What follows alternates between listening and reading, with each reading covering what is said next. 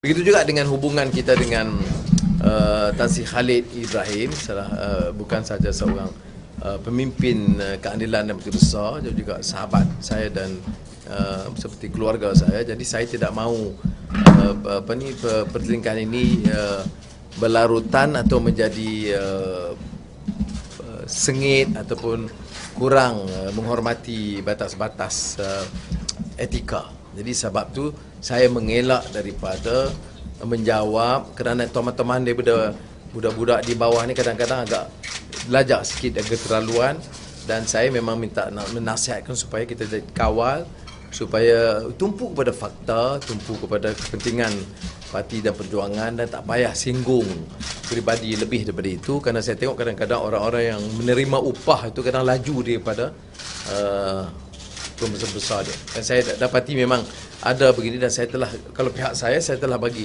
nasihat. Tumpu kepada fakta dan juga kepentingan parti dan perjuangan. Tak payah disinggung kerana kita bukan berlawanan antara musuh. Okey.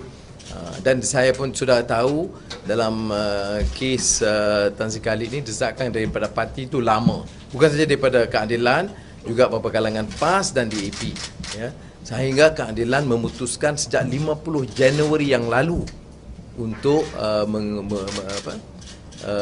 mengadakan peralihan pimpinan.